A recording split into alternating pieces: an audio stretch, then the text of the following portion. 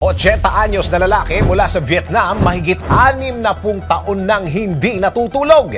Marami tayong naririnig na hinaing ng mga tao na nangangailangan ng pahinga o kaya tulog. Dala na rin ang pagod na nararamdaman sa araw-araw na buhay. Pero ibahin po ninyo ang lalaking ito mula sa Vietnam dahil kahit anong kagustuhan niyang matulog, hindi pa rin siya nakakatulog. Kung paano nangyaring niliteral ng bida ang katagang sleepless nights. Ito yung kwento. Kilalanin natin si Tay Ngoc na nooy 80 anyos nang magsasaka sa Vietnam ang napaulat na 63 taon nang umanong hindi natutulog at hindi na daw siya nakakaramdam ng antok o pagod. Nagsimula umano ang ganitong sitwasyon ni Ngoc pagkatapos ng Vietnam War, ang giyera sa pagitan ng Vietnam at Amerika na nagsimula noong 1955 hanggang 1975. Ayon sa pamilya ni Ngoc, matagal na panahon na nung huli nilang nakitang mahimbing na natutulog si Ngoc.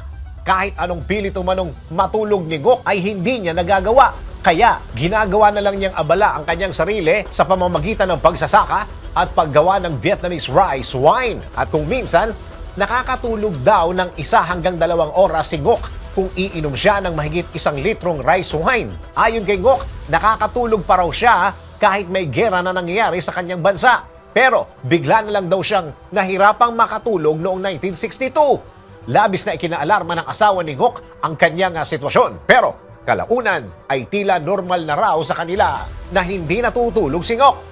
Dinala na rin daw nila si Ngoc sa mga doktor pero kahit ang mga ito ay hindi maipaliwanag ang kanyang sitwasyon. Samantala, kahit hirap matulog si Ngoc, nananatili pa rin healthy ang kanyang pangangatawan. Marami ang nagsasabing maaaring epekto ng giyera ang sitwasyon ni Ngoc, kung saan nagkaroon ito ng mental health condition na kung tawagin ay post-traumatic stress disorder o yung tinatawag na PTSD. Kung ikaw ang tatanungin, ano ang pipiliin mo? Ilang taong walang tulog o ilang taong walang gising? DWIZ Research Report. Report. Thank you for watching. Tuloy lang ang panonood at pakikinig ng tamang balita sa DWIZ News, DWIZ News FM Regional, DWIZ News TV, Aliw Channel 23, nationwide.